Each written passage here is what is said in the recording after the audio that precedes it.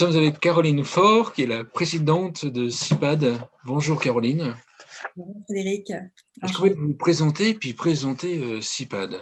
Oui, bien sûr. Donc moi, je suis, alors à l'origine, si je reprends mon parcours un peu professionnel, je suis assistante sociale. Ça, c'est mon premier métier. J'ai travaillé pendant de nombreuses années en milieu hospitalier, donc j'ai connu l'intra-hospitalier. Et puis en 2006, j'ai décidé de créer ma structure de service d'aide et d'accompagnement à domicile. Donc, je suis depuis 2006 dirigeante d'un SAD, comme ils ont été désignés depuis la loi d'adaptation de la société au vieillissement. En 2012, j'ai créé une deuxième entreprise. Donc, je suis un peu un serial entrepreneur, comme on dit aujourd'hui. Donc, une entreprise de distribution et d'installation de matériel médical. Donc, toute la partie adaptation du domicile, finalement, à la perte d'autonomie. Et puis, dans ces années-là, j'ai eu la chance de rencontrer Julie Castet, qui est aujourd'hui cofondatrice de CIPAD et mon associée. Et Julie Castet, elle, est créatrice et fondatrice d'une entreprise de téléassistance qui s'appelle Tavi Téléassistance. Ah oui, oui. Voilà. Nous a rejoint dans l'aventure Jed Varini, donc aussi spécialisée dans le matériel médical, qui a travaillé pendant très longtemps dans le réseau Cap Vital, qui est un réseau de distribution de matériel médical en France.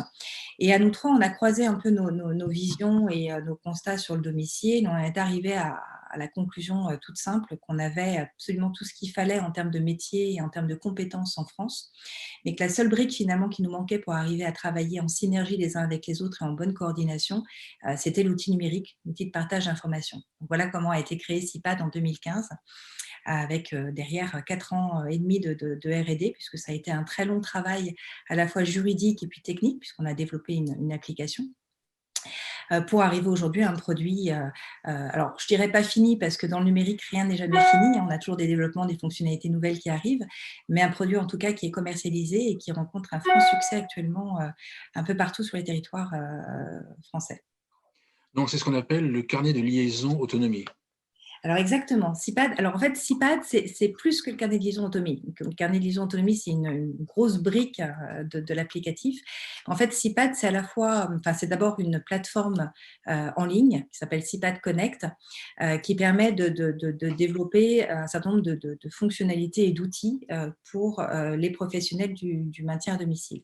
Donc, une de ces briques principales, c'est le carnet de liaison, qui va permettre finalement aux professionnels de terrain de venir inscrire leurs actions dans la journée et donc de recueillir un certain nombre d'informations puis de les partager avec l'écosystème. Et il y a une deuxième brique qui vient juste de naître. On est très, très fiers chez CIPAD d'avoir créé depuis la fin d'année 2020 et d'avoir été là validé en plus Calliope. Donc, on a un centre de formation, on a notre propre organisme de formation qui s'appelle EDIAD by CIPAD et qui accompagne également les professionnels dans les formations, notamment au numérique, mais pas que. Une vision très large de la formation aussi, mais sur des modules complètement distanciés, très novateurs dans le contenu et dans les formules qui sont proposées. D'accord. Pour qu'on comprenne bien le partage d'informations entre des différents acteurs, on dira lesquels après, ça se passe comment à l'heure actuelle? Alors, aujourd'hui, ça commence. Alors, si je prends vraiment le point d'entrée pour nous, en tout cas dans notre vision, le premier recueil d'informations, ça va être l'auxiliaire de vie. L'auxiliaire de vie, on a vu que c'était le professionnel le plus important de l'écosystème. Si l'auxiliaire de vie ne partage pas les informations qu'elle constate au quotidien ou les actions qu'elle fait au quotidien, c'est très compliqué finalement pour les autres professionnels, les soignants, les paramédicaux, de partager les informations de leur côté. Donc, l'idée, c'était déjà de partir de ces professionnels-là qui aujourd'hui consignent, je vais vous le montrer, sur un cahier papier, c'est le carnet de liaison à domicile, l'ensemble des actions qu'elles vont réaliser. Et si on s'en tient à ce que la loi d'adaptation de la société au vieillissement demande, ou impose même dans le cahier des charges, elles doivent noter l'heure d'arrivée, l'heure de départ, l'ensemble des actions qu'elles ont réalisées, de façon à partager ça avec les autres professionnels et avec, bien sûr, leurs collègues. La problématique de ce premier niveau de partage d'informations, c'est que si on lit la réglementation générale de la protection des données, dedans, vous allez retrouver un certain nombre d'informations sensibles, des données de santé, qui devraient être sécurisées bien qu'au domicile du particulier. Donc déjà, on a un premier niveau d'exposition de la donnée qui pose souci. Le domicile, c'est un lieu de passage. La gardienne de l'immeuble, le voisin, la voisine, bref. Les enfants, voilà, ils ne sont pas toujours autorisés par la personne âgée. Donc, l'idée de CIPAD, c'était déjà de partir de ce premier point-là en disant ces informations-là, Elles sont d'une richesse incroyable parce que les auxiliaires de vie ont vraiment des compétences très larges pour évaluer ce qui se passe au domicile, pour rendre compte de ce qu'elles ont fait, de ce que la personne faisait toute seule et de ce qu'elles doivent accompagner maintenant dans les faits parce qu'il y a une perte d'autonomie ou une dégradation de l'état général. Et on s'est dit déjà, cette richesse d'informations, il ne faut pas qu'elle reste coincée au domicile, parce que techniquement, hein, dans un service d'aide à domicile, on est tenu par la loi de faire à minima une visite par an au domicile, voire 2 pour les meilleurs d'entre nous. Donc, c'est compliqué d'aller chercher ces informations-là et de les tracer. Et donc, l'idée du carnet de liaison, c'était ça. Premier point d'entrée, on va recueillir ces informations, on va les qualifier. On va le travailler avec les auxiliaires de vie. Nous, c'est un groupe de 12 auxiliaires de vie qui ont designé cette partie-là, parce que c'est leur métier, ce n'est pas le mien. Donc, c'est important de partir vraiment de leur métier assez professionnel.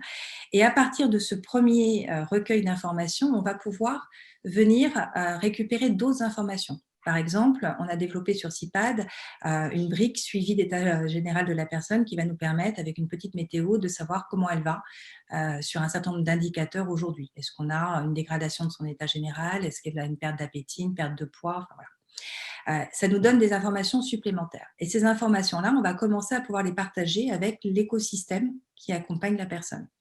Donc là, on remonte d'un cran, on va bien sûr cibler les encadrants du service d'aide à domicile pour qui l'outil CIPAD devient un vrai outil de management des équipes, de transmission d'informations, de suivi de la qualité de vie de leurs bénéficiaires et de leur état à un instant T. Hein. Est-ce qu'il y a assez d'heures? Est-ce qu'il faut faire une réévaluation de la part? Enfin, où on en est dans la situation? Chose qui, dans les faits, aujourd'hui, est très compliquée. Et aujourd'hui, si on regarde un peu la façon dont ça fonctionne, quand déjà ce niveau-là arrive à fonctionner correctement, après, il faut que le responsable de secteur ou le coordinateur du service d'aide à domicile partage de l'information avec ses partenaires. Donc, ça va se faire par mail, par téléphone, lors d'une rencontre. Vous voyez la complexité finalement de cette organisation-là. Sans compter que je remets un peu de RGPD parce que c'est très structurant pour nous d'avoir cette réglementation depuis 2018. Le RGPD précise aussi que les partages d'informations sensibles, et notamment tout ce qui est données de santé, doivent se faire sur un environnement sécurisé. Or, les professionnels du médico-social ne sont pas ciblés dans le dispositif de mise en place des boîtes mail sécurisées données de santé. Seuls les soignants le sont aujourd'hui. Donc, en fait, les services à domicile se retrouvent avec du Gmail, avec du Orange, enfin, toutes les boîtes mail qu'on connaît, plus ou moins sécurisées, à devoir partager de l'information dans des environnements qui ne sont pas HDS. Donc, et en plus, j'imagine, il faut il y a la ressaisie, j'imagine toute Saisie, la ressaisie dans les différents logiciels. Je reçois une information sur Gmail, je la ressaisis dans mon logiciel. c'est ça. Et du coup, vous prenez un risque en tant que professionnel parce que vous exposez de l'information sensible et de la donnée de santé, parce que vous ne maîtrisez pas non plus la boîte mail de celui qui va recevoir l'information. Au téléphone, vous n'avez pas la possibilité de vérifier l'identité de votre interlocuteur. Je prends le cas, par exemple, des proches aidants. On sait aujourd'hui que le proche aidant doit avoir été autorisé par avance par le bénéficiaire pour qu'on puisse lui transmettre de l'information. C'est-à-dire qu'il a une place qui lui est pleinement reconnue, mais à condition d'avoir été autorisé par la personne en perte d'autonomie à partager un certain nombre d'informations la concernant.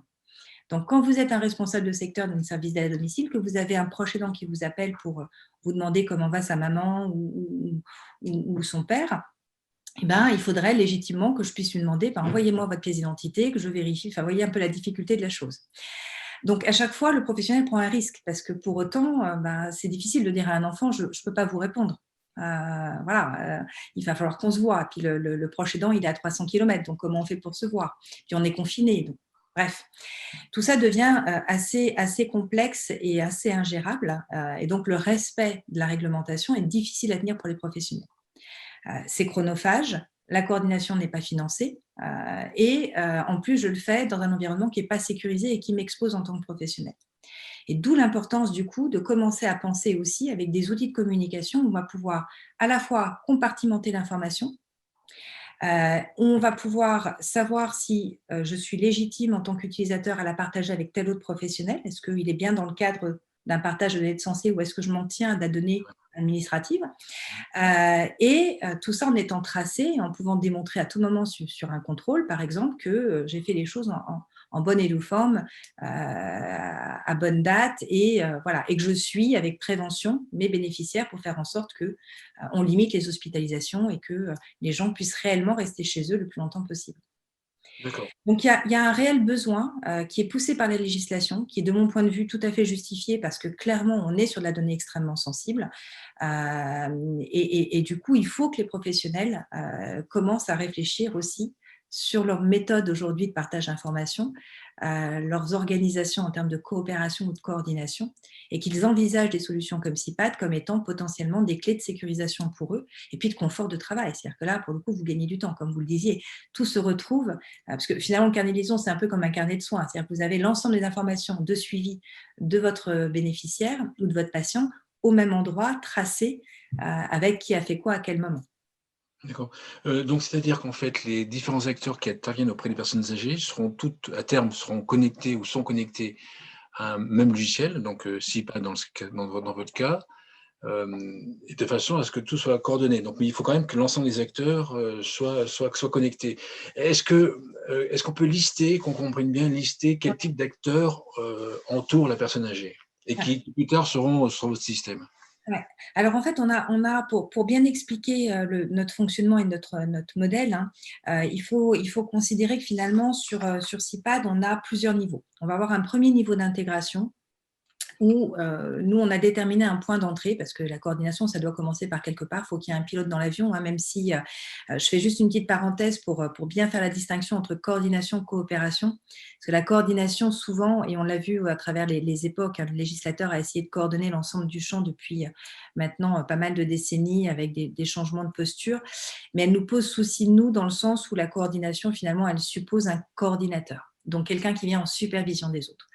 Et dans ces cas-là, on voit que ça coince parce que on est tous pareils, hein, on n'aime pas bien qu'on vienne nous expliquer comment faire notre travail. Donc, nous, on parle davantage de coopération dans une finalité de coordination. Parce qu'à la finale, ça donne de la coordination, mais chacun décide de coopérer. Ça, c'est important. Et pour organiser ce réseau de coopération, on va partir d'un point central qui va être pour nous le service d'aide et d'accompagnement à domicile. Alors, je ferai une petite ouverture après là-dessus parce que finalement, ce n'est pas un modèle unique et qu'il peut y avoir d'autres modèles aussi. L'idée pour nous, ce n'est pas d'imposer une vision, mais de commencer par une vision pour après s'ouvrir à d'autres initiatives territoriales. Donc, en partant de ce service d'aide à domicile, on va former les auxiliaires de vie, on va former les équipes d'encadrement au passage au numérique, au passage au travail en coopération. On en profite pour faire un petit rappel sur le RGPD, sur le cadre réglementaire et du coup de remettre tout le monde aussi à niveau sur ces aspects-là. Et une fois que cette formation a été mise en place et que les lignes ont été ouvertes, les auxiliaires de vie vont commencer à compléter les cahiers de liaison. Les encadrants vont commencer à faire de la supervision sur ce qui se passe au quotidien au domicile de leurs bénéficiaires et vont pouvoir suivre un peu l'évolution des personnes. Une fois qu'on a ce premier niveau finalement d'intégration, on va pouvoir inviter les proches aidants sur désignation des bénéficiaires. Donc, je rappelle la règle RGPD, mais parce qu'elle est importante, hein, c'est vraiment la personne âgée ou en situation de handicap qui, par écrit, quand elle en est capable, va désigner les personnes qu'elle autorise à accéder à ces informations personnelles et de santé. Et à partir du moment où on a cette désignation, on va pouvoir inviter les familles et les proches à se connecter sur le cahier de liaison de leurs parents. Donc là, on a un deuxième niveau qui inclut du coup les particuliers dans le suivi des personnes en perte d'autonomie. Et une fois qu'on a atteint ce deuxième niveau, on va pouvoir ouvrir au troisième niveau, qui est là le réseau vraiment connecté au sens large, pluridisciplinaire, où on va inviter les infirmiers, les services de soins infirmiers, les kinés, les pharmaciens, les distributeurs de matériel médical, les téléassisteurs, enfin l'ensemble de l'écosystème, le portage de repas, tous ceux qui sont légitimes finalement parce qu'ils vont intervenir au domicile ou parce qu'on va avoir besoin à un moment donné de les solliciter dans l'intervention, à rejoindre le réseau. Une fois que ça s'est fait, vous allez avoir deux niveaux de fonctionnement dans cette coordination au sens large. Vous allez avoir des gens qui vont être simplement référencés, mais qui ne vont pas pour le coup intervenir sur les bénéficiaires de ce service d'aide à domicile. Par contre, ils sont là et le jour où il y a un besoin, je prends un exemple, par exemple un besoin de portage de repas, les familles vont pouvoir aller les solliciter en disant nous on veut un devis, on veut que vous nous fassiez une étude pour mettre en place ce système-là. Et donc l'idée c'est aussi de faciliter l'accueil finalement aux acteurs de proximité en premier lieu, puis après des acteurs nationaux comme les téléassisteurs, parce que là ils ne seront pas forcément en proximité, mais qui vont être capables d'apporter une solution aux particuliers lorsqu'il en a besoin. Donc l'idée c'est vraiment l'adéquation entre le besoin et la réponse au besoin. C'est-à-dire que, est-ce que les familles, si j'ai tout compris ou pas, est-ce que les familles, via votre système, pourront, communiquer directement avec les différents acteurs? Tout à fait, complètement. J'aurais par exemple changer l'abonnement téléassistance, par exemple. Oui, tout à fait. L'idée, c'est vraiment, alors pour les familles qui sont autorisées, l'idée, c'est d'abord de leur offrir un bouquet de services, qu'elles puissent facilement accéder à l'offre du territoire. Alors on a un peu des points comme ça qui sont importants pour nous, hein, en termes de concept. L'idée, c'est de privilégier la proximité. On est un peu écolo, donc on va éviter les déplacements inutiles. L'idée, c'est de favoriser aussi les bons acteurs, ceux qui acceptent, parce que le fait de travailler finalement en coopération, c'est accepter de travailler en transparence. Donc, ça veut dire que je montre à mon partenaire ma façon de travailler et donc j'essaie de bien travailler parce que j'ai envie que mon partenaire m'apprécie. On est aussi dans des logiques où finalement ça amène aussi à travailler, enfin, les bons acteurs vont s'y reconnaître. Une sorte de cercle vertueux. Exactement, tout à fait. Mmh. Et à partir de là, l'idée, c'est que les proches aidants et la personne âgée, parce que de plus en plus, les seniors sont connectés, et donc demain, ils seront aussi complètement acteurs dans la solution, à pouvoir venir dialoguer avec le téléassisteur, à pouvoir venir chercher un portage de repas, à poser une question, pourquoi pas à l'infirmier qui passe au domicile. Enfin, l'idée, c'est qu'on soit vraiment sur quelque chose qui permette de répondre en ligne à 90% des besoins. Et que finalement, le temps aujourd'hui, qui est un temps, alors je vous prends un exemple, hein, sur les services à domicile, mais il y a énormément de temps passé au téléphone avec les familles, simplement pour les rassurer sur le fait que l'auxiliaire est bien arrivé au domicile, qu'on lui a bien transmis le fait qu'il y avait telle chose à acheter au magasin, enfin, voilà, des petites choses du quotidien, mais qui sont chronophages et qui empêchent de faire du vrai suivi qualité sur le reste. Là, si ces informations sont en ligne, bah, du coup, les services à domicile, entre autres, vont avoir beaucoup plus de temps pour faire de la visite à domicile, pour contrôler que tout va bien, pour faire de l'animation d'équipe, pour faire des choses qui sont tout aussi importantes que de rassurer les familles.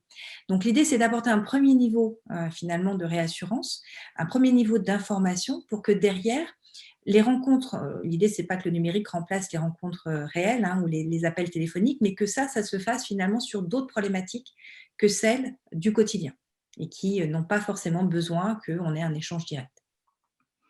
Au niveau développement de ces solutions, on en est où? Est-ce que c'est seulement le démarrage? Et puis où est-ce qu'on en sera dans 5 à 10 ans?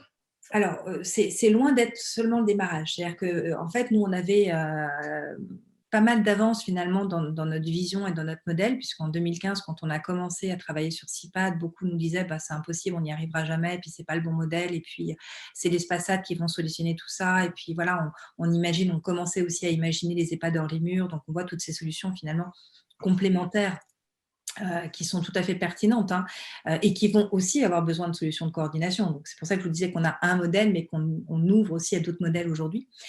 Donc, nous, en 2021, on a une solution qui est finie, qui a été testée à 2 reprises dans le cadre de conférences des financeurs, notamment sur les Hauts-de-Seine, avec un gros partenariat avec le conseil départemental. On a été incubé dans un labo Baïséa, pardon, un village Baïséa sur Orléans, le labo d'Orléans.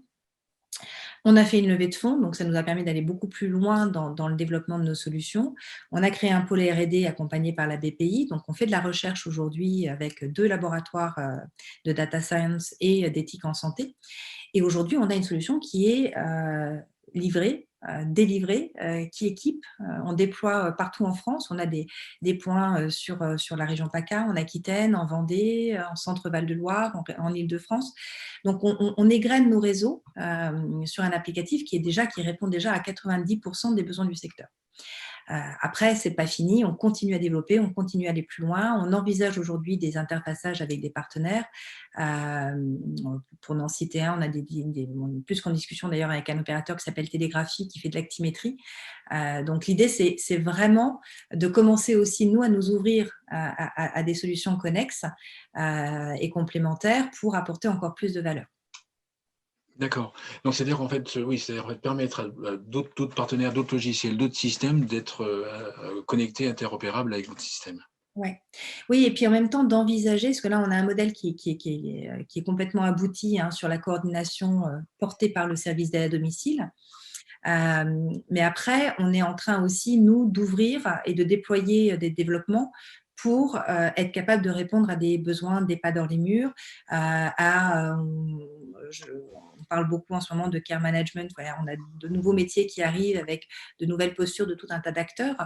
L'idée, c'est aussi de pouvoir intégrer ces acteurs-là dans l'écosystème connecté et coordonné pour que finalement le système ne soit pas excluant, qu'il permette à chacun de venir trouver une solution métier à sa pratique. Et en fait, dans la logique de CIPAD, ce qui est vraiment important et ce sur quoi nous on insiste, c'est qu'on est vraiment des acteurs de terrain. C'est-à-dire moi je connais bien le travail d'un service d'aide à domicile, Julie connaît bien le travail d'un téléassisteur, mais on se limite à cette connaissance-là. C'est-à-dire que moi je ne sais pas comment travaille un pharmacien, je ne sais pas comment travaille quelqu'un qui fait du portage de repas. Et du coup, à chaque fois qu'on développe une fonctionnalité métier, on va avec ces professionnels-là travailler un certain nombre de mois pour identifier leurs besoins, pour co-concevoir avec eux la façon dont ça doit se réaliser et qu'on soit sûr que quand on délivre, ce soit vraiment l'outil qui réponde aux besoins du professionnel. C'est hyper important parce que la coopération ne marche que si on a d'abord servi l'individu avant de servir le collectif. Ça, c'est une croyance qu'on s'est forgée tout de suite. On a beau être tous gentils, si individuellement on n'y trouve pas un bénéfice dans sa pratique quotidienne, on va le faire une fois, on va le faire 2 fois pour faire plaisir aux voisins, et puis ça va s'arrêter très vite. Donc, c'est d'abord de la fonctionnalité métier avant d'être du collectif. À vous écouter, étant donné qu'en fait, on peut imaginer qu'à terme, il y ait un nombre important de différents acteurs qui soient connectés sur ce type de solution, est-ce que ce n'est pas au département, sur un territoire, de prendre cette solution, de sélectionner une des solutions, prendre CIPAD et de l'imposer à tous les acteurs qui interviennent auprès des personnes âgées? Alors, c'est effectivement très intéressant comme question et c'est pourquoi pas une éventualité. Après, Je m'explique pour ceux qui nous écoutent, de façon à ce que ce soit vraiment densifié, que tous les acteurs jouent le jeu, parce il y a des acteurs différents, qui ont des égos, qui ont des valeurs différentes, des systèmes différents, des valeurs, des tempos différents. Donc, pour imposer le système à tout le monde, au bénéfice des personnes âgées, est-ce que c'est pas le département neutre, en fait, entre guillemets, qui devrait… Ça pourrait. Alors, de toute façon, le département aujourd'hui il est dans une position finalement où il peut se permettre de le faire.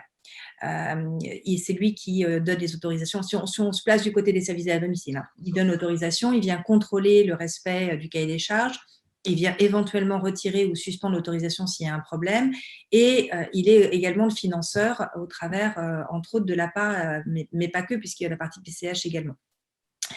Donc, de fait, c'est un influenceur, indéniablement, et ça peut être aussi finalement quelqu'un qui va donner le là et décider pour un territoire sur son schéma le choix d'un outil ou d'une solution en particulier. Après, je pense que ça doit se faire en concertation, ça doit se faire aussi avec des solutions qui sont pragmatiques pour les professionnels, parce qu'il y a eu par le passé des solutions qui ont été imposées par des départements et qui ne trouvaient pas d'écho finalement par le professionnel de terrain.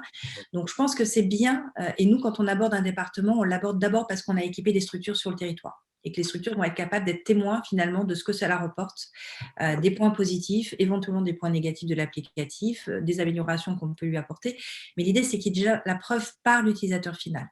Ça me paraît très important parce que finalement, ça vient conforter le département dans la légitimité qu'il va avoir derrière à dire c'est une bonne solution. Elle apporte une réponse aux besoins et nous, départements, on décide finalement d'en faciliter le déploiement sur notre territoire. D'accord. Différentes solutions existent telles que les vôtres. Comment est-ce que plus tard ça va s'articuler? En fait, il va y avoir à terme, dans 5 ans, une seule solution. Moi, je crois pas vraiment à la solution monolithique, mais est-ce qu'il va y avoir l'interopérabilité? Parce que sur le même territoire, il peut y avoir deux systèmes équivalents qui fonctionnent en parallèle. Alors, moi, je pense que d'abord, il ne faut pas qu'il y ait qu'une seule solution. Indéniablement, on le voit ce qui se passe avec les GAFAM. Hein. Je pense qu'à partir du moment où on gère de la donnée, où on est à ce niveau-là, il faut surtout pas qu'il y ait une seule solution. Ça me paraît extrêmement dangereux. Donc, je pense qu'en tant que consommatrice, moi, j'aime bien avoir le choix. De la même façon que, en tant que personne âgée, je veux avoir le choix de ma structure de service à la personne et pas me retrouver avec un énorme établissement et puis être coincée avec cet établissement-là. Donc, je pense que c'est important qu'on soit plusieurs à travailler sur ces sujets-là. D'abord parce qu'on se challenge, parce qu'on s'oblige à faire du mieux. Et puis après, effectivement, la loi aujourd'hui nous impose l'interopérabilité. Alors, elle nous l'impose notamment avec le principe des SPADOM, puisque dans les liens avec les conseils départementaux, on est tous supposés avoir un cadre d'interopérabilité commun. Sauf une fois qu'on a dit ça, c'est compliqué effectivement d'imposer aux éditeurs de logiciels de s'interconnecter avec les uns et les autres.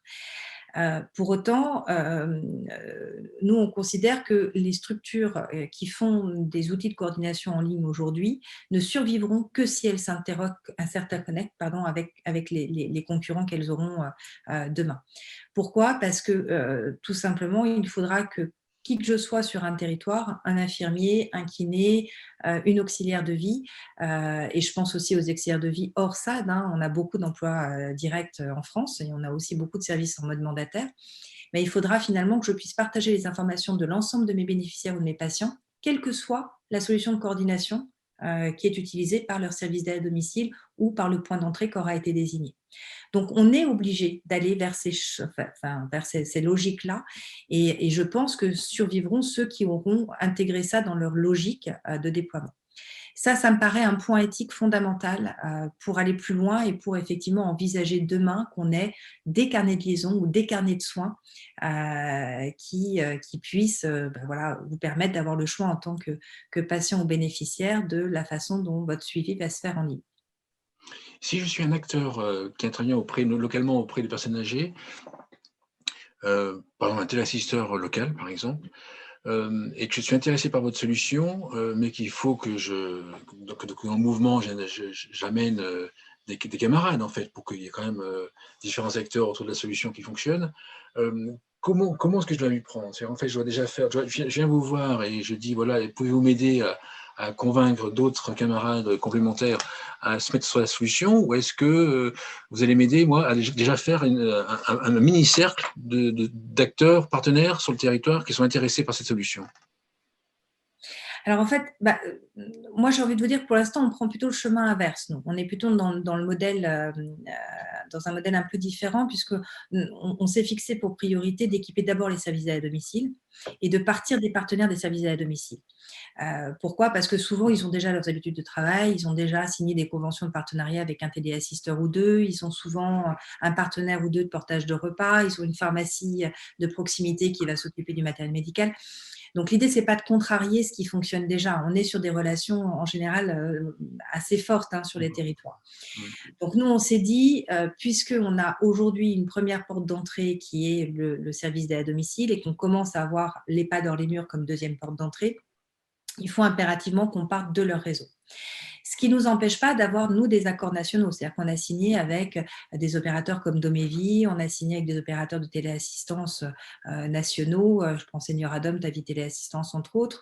Mais l'idée étant aussi d'apporter des partenaires supplémentaires et de dire, voilà, si vous n'avez pas de partenaire téléassisteur, nous, on a déjà des gens en convention avec nous, on va vous les mettre à disposition pour que vous puissiez vous rencontrer et éventuellement les intégrer dans votre réseau. Ça, c'est important parce qu'on n'a pas vocation, nous, à imposer qui que ce soit et à obliger les gens à travailler les uns avec les autres. Donc, il faut vraiment qu'on fasse avec les spécificités locales et les habitudes de fonctionnement. Et en même temps, il faut qu'on apporte de la valeur à nos utilisateurs. Donc, une petite structure qui serait un peu isolée, qui n'aurait pas beaucoup de partenaires, on va être capable aussi, nous, de lui ramener des partenaires qualifiés, soit sur son territoire, soit au niveau national. Après, quand un téléassisteur veut me rencontrer, on les rencontre avec plaisir, puis on réfléchit avec eux, parce que souvent, eux-mêmes, ont conventionné soit avec des réseaux de services d'aide à domicile, soit avec des acteurs indépendants locaux. Donc, l'idée, c'est aussi potentiellement de pouvoir s'appuyer sur eux pour une mise en relation et essayer de développer avec eux un partenariat plus large et d'ouvrir leurs points de connexion. D'accord. Vous commencez, si j'ai bien compris, vous commencez aussi par les services à domicile, parce que même s'il n'y a que le service à domicile qui utilise le logiciel, le service a déjà des bénéfices. C'est ça, puisque complètement. Et puis, on part vraiment, nous, de l'idée, on a été les premiers à parler de l'auxiliaire de vie comme d'une vigie du domicile. On avait choisi ce terme pour plein de raisons. D'abord parce que c'est un mot féminin, il y a quand même beaucoup de femmes dans ces métiers-là, parce que c'est le professionnel à la proue du navire qui surveille les icebergs. Donc on voit bien là, en pleine crise sanitaire, à quel point l'auxiliaire de vie a la vocation à être ce lanceur d'alerte et à être capable finalement de voir ce qui se passe au quotidien mieux que personne aujourd'hui. Donc du coup, l'auxiliaire de vie, c'est pour nous la première brique d'un écosystème coordonné. Et le service d'aide à domicile, c'est un acteur qui est très intéressant parce que c'est de plus en plus dans les faits un acteur qui intervient très tôt dans les situations et qui se retrouve de plus en plus dans les faits aussi à accompagner sur de la fin de vie. Et qu'il y ait du soin ou qu'il n'y en ait pas. Moi, je prends mon service d'aide à domicile comme exemple. On a aujourd'hui de plus en plus de centenaires qui n'ont pas de soins. Pas de passage infirmier, pas de soins spécifiques à part le rendez-vous trimestriel chez médecin. Et au final, qu'est-ce qu'on fait pour eux? On ne coordonne pas. Enfin, si la coordination doit être portée par le soin, ça veut dire que tous ces gens-là, finalement, on ne fait pas de coordination pour eux. Donc, l'idée, c'est de pouvoir garantir le maintien de la coordination, qu'il y ait des épisodes de soins, qu'ils s'interrompent, qu'ils reprennent, mais quoi qu'il arrive, qu'on garde cette coordination. Et puis, on est parti aussi du principe, finalement, qu'une personne en perte d'autonomie, alors une personne âgée, une personne en situation de handicap, c'est pas forcément des gens qu'on doit, et c'est certainement pas d'ailleurs des gens qu'on doit réduire à cette partie soins. C'est aussi des gens qui ont besoin d'avoir un passage de coiffeur à domicile d'organiser, qui veulent peut-être aller, les temps sont durs en ce moment, mais aller voir une exposition ou aller manger au restaurant. Et donc, il ne faut pas non plus que cette histoire de carnet de liaison tourne uniquement sur le soin, la toilette, voilà, les actes les plus essentiels. Il faut aussi qu'on ouvre finalement cette coopération, cette coordination à des choses beaucoup plus ludiques, mais qui font la vie finalement. Et l'idée du service d'aide à domicile, c'était aussi de pouvoir ouvrir à l'ensemble des 26 métiers des services à la personne. Et donc d'avoir quelque chose de beaucoup plus inclusif finalement dans la proposition de valeur qu'une vision uniquement sanitaire. D'accord. Une conclusion? Une conclusion, je crois que s'il y avait encore des doutes sur la pertinence des solutions numériques de coordination avant 2020, je crois qu'aujourd'hui, la plupart des professionnels et des acteurs institutionnels sont d'accord sur le fait qu'il est important finalement de passer à l'échelle. Donc, moi, j'invite les professionnels à regarder un petit peu ce qui se fait, à regarder les innovations qui sortent, parce qu'on est quelques-uns à être prêts, à avoir des solutions qui tiennent la route, qui ont démontré leur efficacité, qui sont simples à mettre en place et où vraiment l'angoisse du passage à l'échelle, en fait, il n'existe pas parce qu'en quelques heures de formation, une auxiliaire de vie, elle est complètement autonome et ça marche. Et la coordination, elle s'opère très bien. Et puis, on a un gros attendu de la part des proches aidants et il est important de penser à eux aussi parce qu'en situation de confinement, les familles se sont retrouvées sans nouvelles du tout de leurs parents. Et là, c'est important de garder ce lien et de leur permettre finalement d'avoir accès à ce qui se passe au quotidien et à l'état de santé de leurs parents. Donc voilà, je pense que c'est important en 2021 vraiment d'envisager maintenant le passage au numérique pour nos métiers qui sont encore un peu les derniers à ne pas avoir passé l'étape de la transition numérique. Je crois que là, voilà, les acteurs sont mûrs et on arrive sur une concordance des dents qui est plutôt très intéressante. Merci Caroline. Je rappelle Caroline Faure, je rappelle que vous êtes présidente de CIPAD. Merci beaucoup. Merci à vous.